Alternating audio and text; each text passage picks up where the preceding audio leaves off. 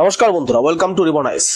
বন্ধুরা, বাংলাদেশের বর্তমানে যা পরিস্থিতি, যে পলিটিক্যাল আনসার্টেনটি, সেটা ভারতের জন্য অনেক সংকট জন্ম দিতে পারে। এবং বাংলাদেশে রিসেন্টলি যে ডিসপেন্সেশন রয়েছে বা পলিটিক্যাল এস্টাবলিশমেন্ট রয়েছে, তাদের যে ভারত বিরুদ্ধ যে একটা আচরণ, সেই কারণের জন্য ভারতের যে থিঙ্ক ট্যাঙ্ক যারা রয়েছে বা স্ট্র্যাটেজিক লেভেলে যারা রয়েছে, তাদের ভাবতে বাধ্য করছে বাংলাদেশে কোনো একটা অভিযান করার জন্য। কিছুদিন ধরে আমরা ভারতের চিকেন নেক সংক্রান্ত যে এলাকাটা আছে তার চারিদিক দিয়ে এবং তার সাথে একইভাবে যে চট্টগ্রামের অঞ্চলটা যা আছে সেই সেই অঞ্চলগুলোতে আমরা কিছু নতুন নতুন নিউজ পাচ্ছি, কিছু ডেভেলপমেন্ট লক্ষ্য করতে পারছি, যেটা একটা বিষয়ের দিকে ইন্ডিকেট করছে যে বাংলাদেশে খুব শীঘ্রই ভারতবর্ষ কিছু একটা করতে যাচ্ছে। এমনটা হতে পারে একদিন সকালবেলায় ঘুম থেকে উঠে চোখ খুলে আমরা দেখলাম যে বাংলাদেশের রংপুর ডিভিশন, ওদিকে চট্টগ্রাম ডিভিশন, এটা ভারতের অংশ হয়ে গেছে। অস্বাভাবিক কিছু নেই বন্ধুরা, এনিথিং মাইট হ্যাপেন। কেন ভারতের স্ট্র্যাটেজিক লেভেলে কিন্তু চিন্তা ভাবনা এইরকমই চলছে। কারণ আমরা যখন ভারতের সেই সমস্ত থিঙ্ক ট্যাঙ্ক গুলোকে পড়ি, যারা মেনলি হচ্ছে ভারতের পলিসি মেকিং কে ইনফ্লুয়েন্স করে, সেই সব থিঙ্ক ট্যাঙ্ক গুলো একটা কথাই বলছে, ভারতের যে চিকেন নেক ডিলেমা আছে, সেই ডিলেমাটাকে যদি সম্পূর্ণরূপে সেই ডিলেমার থেকে যদি একটা সমাধান ভারত চায়, তাহলে কোনো না কোনো ভাবে বাংলাদেশের চিকেন নেক যা আছে, দুটো চিকেন নেক, একটা হচ্ছে রংপুরের চিকেন নেক, আরেকটা হচ্ছে চট্টগ্রামের চিকেন নেক, এই দুটো চিকেন নেককে ভারতের কবজা করতে হবে এবং ভারতের যে টেরিটরি আছে সেটা এক্সটেন্ড করতে হবে বাংলাদেশের কিছুটা জায়গা দখল করে। এবং বর্তমানে সবার মনেই কিন্তু এই ধরনের একটা ইচ্ছা যাচ্ছে, শুধুমাত্র তা না, পাবলিক সেন্টিমেন্টও বর্তমানে এই দিকটাই যাচ্ছে। তো আজকে এই ভিডিওতে আমরা এই বিষয়টা সম্বন্ধে ডিটেলস আলোচনা করব, যে কেন ভারতবর্ষের চিকেন নেকেরটাকে সুরক্ষিত করার জন্য রংপুরকে নিয়ে নেওয়া উচিত, এবং কেন ভারতবর্ষের চট্টগ্রাম বন্দর যেটা আছে সেটা সম্পূর্ণ চোখ করে সেটাও নিজের দখলে নিয়ে নেওয়া উচিত। এটা শুধুমাত্র ভারতের সিকিউরিটি ক্ষেত্রে না, একইভাবে বাংলাদেশে যে সংখ্যালঘু আছে তাদের সুরক্ষার জন্য বিশাল ইম্পর্টেন্ট। এই বিষয়টা আজকে আমরা ডিটেলস আলোচনা করবো। তার আগে বন্ধুরা, প্রথমে একটা কথা বলি, কমেন্টে অনেকে বলে আমি সাংবাদিক। তো প্রথম থেকেই বলি, আমি কোনো সাংবাদিক নই, আমি একজন শিক্ষক। আমি প্রফেশনালি আমার টিচার, এবং আমি স্টুডেন্টদের বিভিন্ন বিষয়ের জন্য পড়িয়ে থাকি। আমার এখানে কোর্স আছে, ইংলিশ লার্নিং কোর্স রয়েছে, যেখানে ইংরেজিতে কথা বলা, ইংরেজিতে লেখা সবকিছু শেখানো হয়। অ্যাট দ্য সেম টাইম আমি ইউপিএসসি এবং ডাব্লিউবিসিএস এর জন্য পড়াই।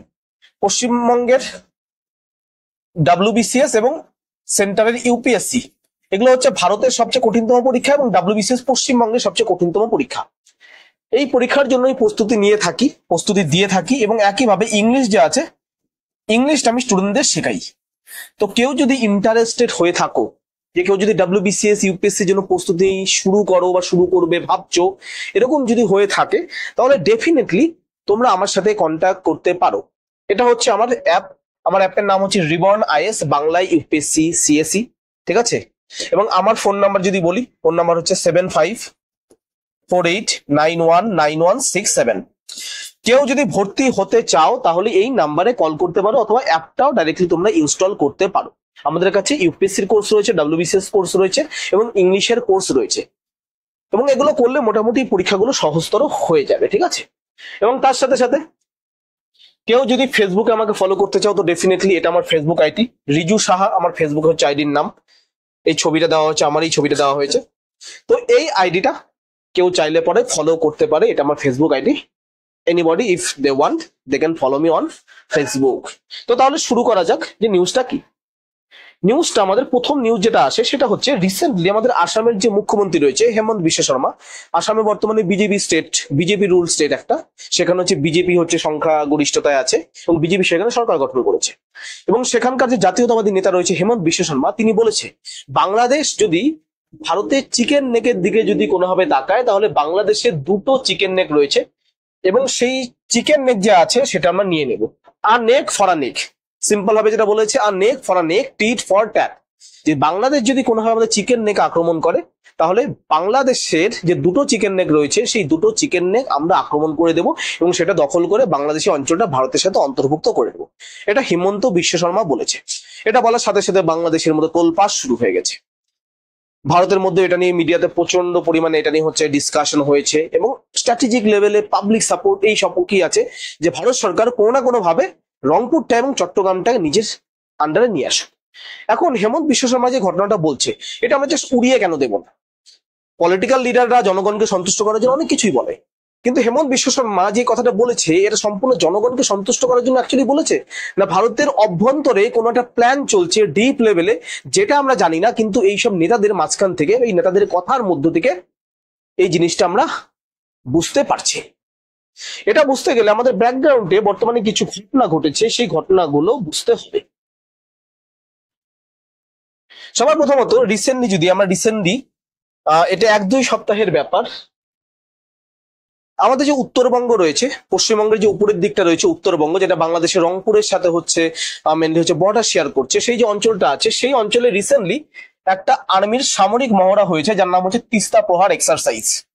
এটা কোথাও হয়েছে? ভারতে যে তিস্তা নদী আছে, যেটা বাংলাদেশে বলে ঢুকে যাচ্ছে, এই তিস্তা নদীর চরে ভারতের একটা ফুল ফ্লেজড একটা এক্সারসাইজ হয়েছে চিকেন নেকের আশেপাশের অঞ্চলের মধ্যেই। জেনারেলি এইসব অঞ্চলে ভারতের সেনা এক্সারসাইজ তেমন করে না, এক্সারসাইজ অন্যান্য গ্রাউন্ড আছে, বাংলাদেশে আশেপাশে এক্সারসাইজ করে না, কারণ বাংলাদেশ এটার জন্য নিজেকে থ্রেটেন ফিল করতে পারে, এই কারণের জন্য জিনিসগুলো করা হয় না। এটা তো একটা জিনিস। এবং 2 মাস আগে বা 1-1.5 মাস আগে আমরা কিছু নিউজ পেয়েছিলাম, ভারতের যে চিকেন নেক অঞ্চলটা যা আছে, চিকেন নেক অঞ্চলটাকে ভারতের আর্মি যা আছে সেটা ফর্টিফাই করা শুরু করেছে। ফর্টিফাই করা শুরু করেছে বলতে কি বোঝানো হচ্ছে? যে চিকেন নেক যে জায়গাটা আছে, আমরা চিকেন নেক যদি ম্যাপে দেখি, এই যে এই অঞ্চলটা যা আছে, এই অঞ্চলটাকে চিকেন নেক বলা হয়। এই অঞ্চলটা যা আছে এটাকে বলা হয় চিকেন নেক বলা হয়। তো ভারতবর্ষ কি শুরু করেছে, এই যে এই অঞ্চলগুলো, আমি ব্ল্যাক কালার দিয়ে অন্য কালার দিয়ে পেন করছি, এটা ব্লু কালার দিয়ে পেন করছি। এই যে এই অঞ্চলটা যা আছে, এই সম্পূর্ণ অঞ্চলটা যা আছে, এই অঞ্চলটা এইটুক অঞ্চলের মধ্যে ভারতবর্ষ হেভি ওয়েপেনারি রাখা শুরু করেছে। এটার মধ্যে কি কি আছে? S-400 ডিফেন্স সিস্টেম রেখেছে, এবং অন্যান্য পিনাকা মিসাইল থেকে শুরু করে যে আগ্নেয়াস্ত্র গুলো আছে, সেগুলো দিয়ে এই অঞ্চলটাকে ভারত পুরোপুরি ভাবে ঘিরে রেখেছে। এর আগে ভারতবর্ষ কোনোদিনও এই ধরনের স্টেপ নেয়নি। অ্যাট দ্য সেম টাইম ভারতের মোটামুটি এই দিকটা, এখানে হচ্ছে আমাদের একটা এয়ার বেস রয়েছে, there is an air base. এই এয়ারবেসটার নাম হচ্ছে হাসিমারা এয়ারবেস। এই হাসিমারা এয়ারবেস যে আছে, এটা আমার বাড়ি থেকে মাত্র 40 কিলোমিটার, আমি যেখানে দাঁড়িয়ে ক্লাস করছি এখন, সেখান থেকে 40 কিলোমিটার দূরে হচ্ছে হাসিমারা এয়ারবেস। এবং এই হাসিমারা এয়ারবেসের মধ্যে রাফেল পর্যন্ত রয়েছে, রাফেল যা আছে রাফেল পর্যন্ত এখানে রয়েছে। এবং এটা ভারতের একটা শক্তিশালী সামরিক ঘাঁটি, যেটা এটাকে রাখা হয়েছিল মেনলি চায়নাকে ট্যাকল করার জন্য, কিন্তু বর্তমানে মনে হচ্ছে বাংলাদেশকে এটা দিয়ে ট্যাকল করতে লাগবে। এবং এখানেও বিভিন্ন ধরনের সামরিক মহড়া হয়ে চলছে, কন্টিনিউয়াসলি হয়ে চলছে, যেটা আমরা ফিল করতে পারছি। এই ধরনের কিছু ঘটনা ভারতবর্ষের তরফ থেকে দেখানো যাচ্ছে। এখন প্রশ্ন, এটা কেন দেখানো যাচ্ছে, এটা কেন দেখানো হচ্ছে? এটার কারণটা হচ্ছে বাংলাদেশের অভ্যন্তরে রয়েছে। বাংলাদেশের অভ্যন্তর থেকে রিসেন্টলি কিছু কাণ্ড করেছে তারা কি কি কাণ্ড করেছে?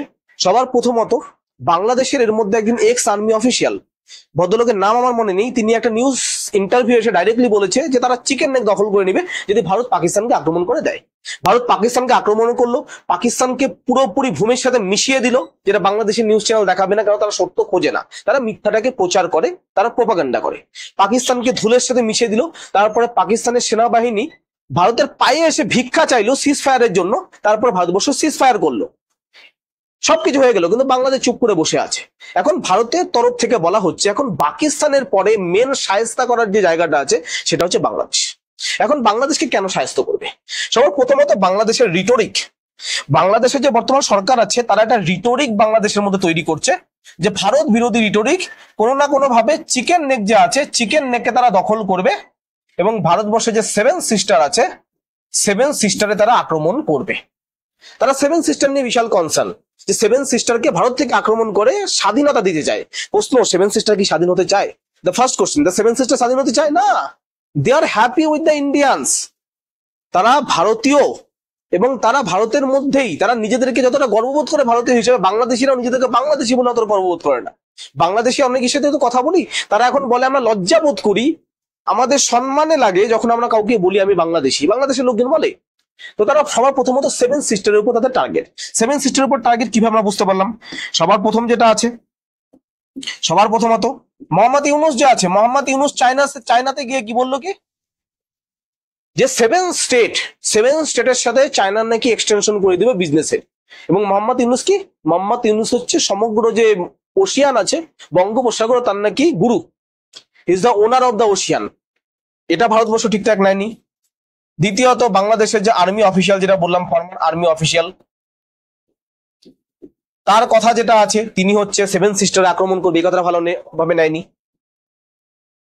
রিসেন্টলি বাংলাদেশের মধ্যে একটা মিটিং হয়েছে, সেখানে একটা তুর্কি দ্বারা যে এনজিও গুলো আছে তারা একটা মিটিং করিয়েছে, এবং সেখানে বাংলাদেশের যে র্যাডিক্যাল মুসলিম যারা রয়েছে তারা হচ্ছে একটা তারা হচ্ছে একটা সেখানে ম্যাপ রিলিজ করেছে, যেই ম্যাপের মধ্যে ভারতবর্ষের অনেক অঞ্চলকে বাংলাদেশের পার্ট হিসেবে দেখানো হয়েছে, যার নাম তারা রাখছে হচ্ছে সালতানাতে বাঙ্গাল, সালতানাত এ বাংলা, বাংলাতে তারা সলতনত কায়েম করবে।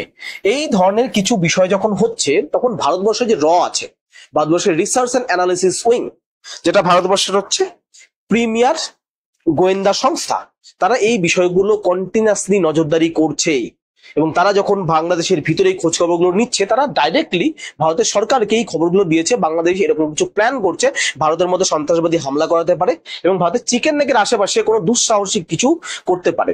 আক্রমণ তো করতে পারবে না, কি করবে, সন্ত্রাসবাদী হামলা করে সেই জায়গাটা ডিস্টেবিলাইজ করার চেষ্টা করবে, নর্থ ইস্টে ডিস্টেবিলাইজ করার তারা চেষ্টা করবে, এই ধরনের নিউজ এসেছে।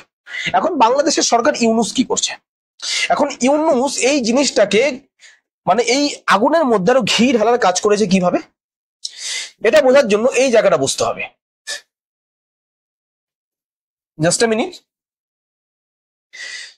এখন ইউনুস কি করছে, বাংলাদেশে যে এই অঞ্চলটা যে রয়েছে, এই অঞ্চলটাকে বলা হয় রংপুর। এই রংপুরের ওখানে একটা অঞ্চল আছে যার নাম হচ্ছে লালমনিরহাট।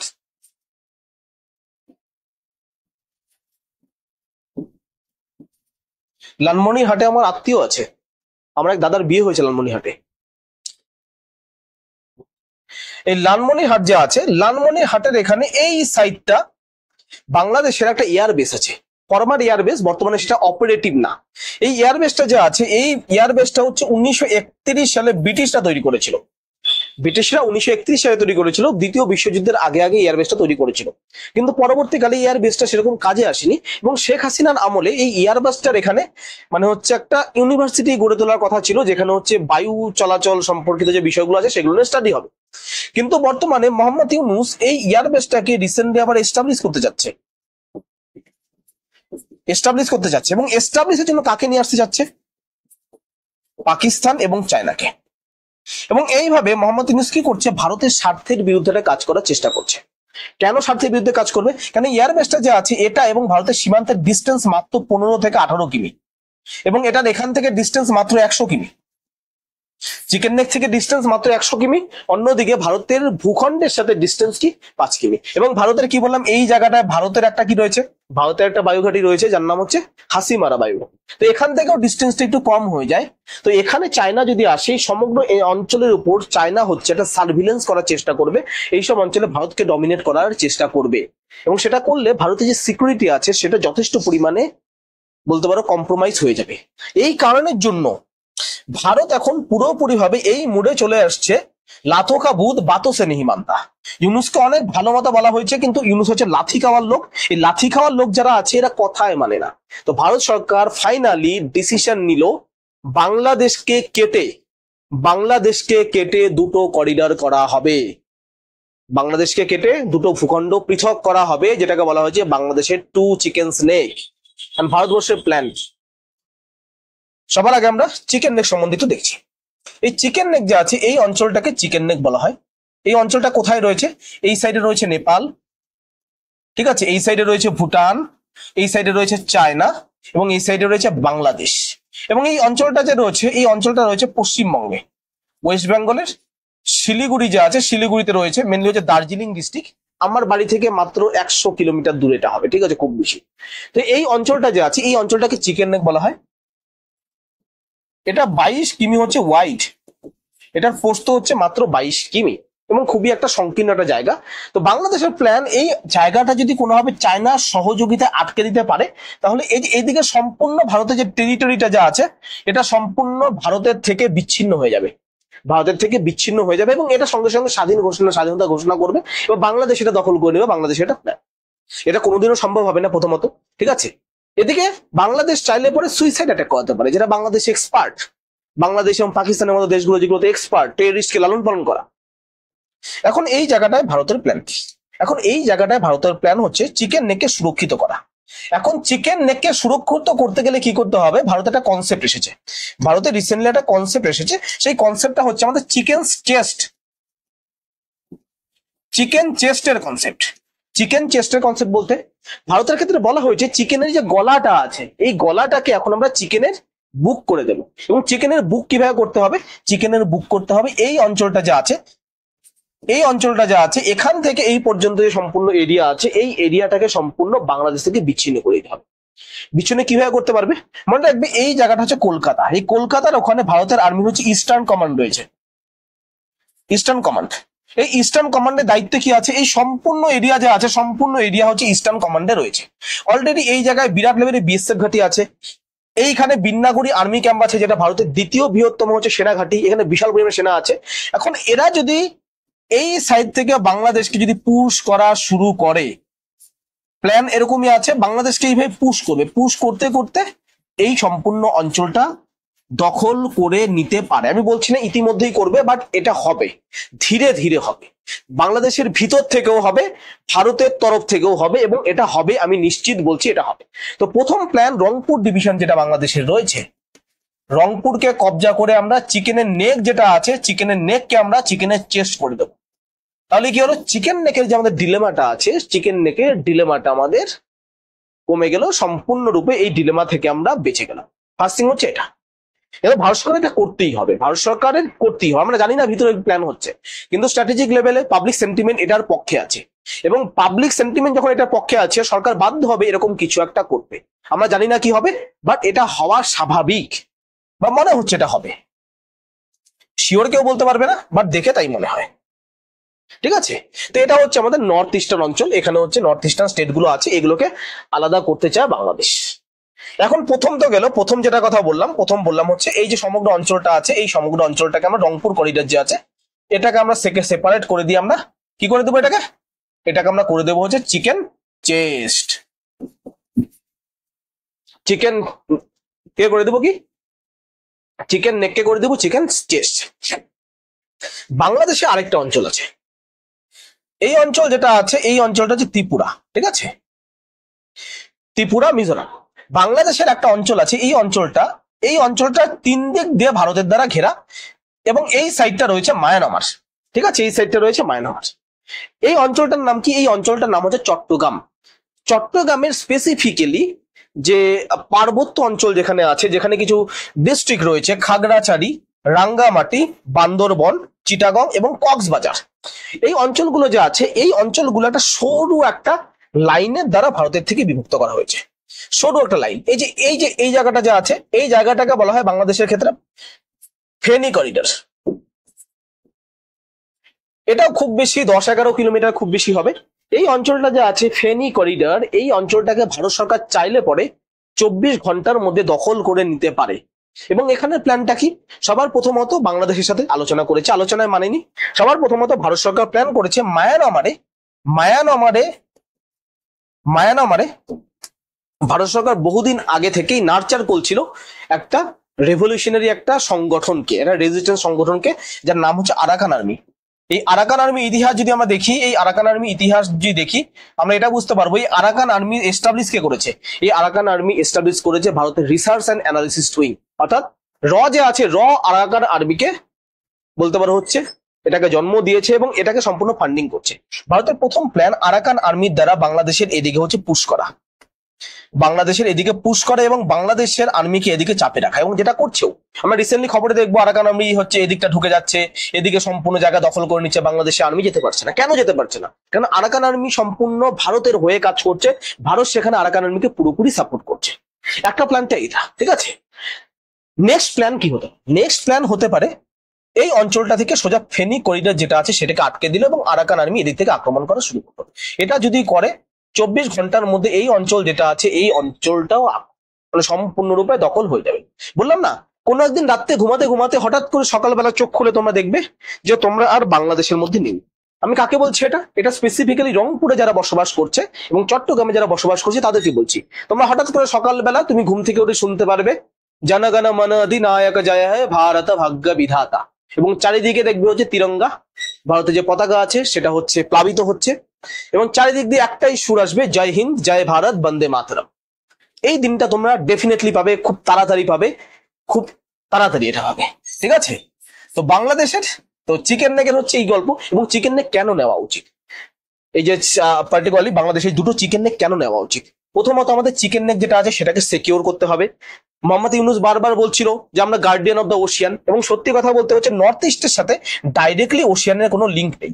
তো এখানে চট্টগ্রামকে নিয়ে নিলে ডাইরেক্টলি ওশিয়ান যে আছে, ওশিয়ানের সাথে আমরা নর্থ ইস্টের কানেকশনটা পুরোপুরি ভাবে হয়ে গেল, এই জিনিসটা হলো। এবং third most important things is the life of the Hindus of Bangali. বাংলাদেশের যে বেঙ্গলি হিন্দুস যে রয়েছে, যাদের উপর অত্যাচার করা হয় বাংলাদেশে, পাশবিক অত্যাচার করা হয়, যাদের উপর টর্চার করা হয়, এই হিন্দুদের জন্য একটা সেপারেটলি ল্যান্ড দরকার। সেই ল্যান্ডটা হবে কি, চট্টগ্রাম এবং রংপুর। বাংলাদেশে যত হিন্দু আছে, 1.5 কোটি 2 কোটি যত হিন্দু আছে, সবাইকে এখানে রিএস্টাবলিশ করতে হবে, সেটেল করতে হবে। আদারওয়াইজ হিন্দুদের বাঁচিয়ে রাখা যাবে না, বাংলাদেশে যে অরাজকতা শুরু হয়েছে। তো আশা করি এই ভিডিওটা বুঝতে খুব একটা সমস্যা হয়নি। ঠিক আছে, হোপফুলি ভালো লেগেছে। তো যারা যারা ভিডিওটা দেখছো, ডেফিনেটলি যদি ভালো লাগে অবশ্যই কমেন্ট করবে, বন্ধুদের সাথে শেয়ার করবে, এবং অন্য কি ধরনের ভিডিও আনলে তোমরা খুশি হবে বা তোমরা জানতে চাও বিষয়টা সম্বন্ধে, চাইলে পরে কমেন্টে তোমরা লিখতে পারো। আমি অবশ্যই চেষ্টা করবো সেই ধরনের ভিডিও নিয়ে আসার জন্য। নমস্কার।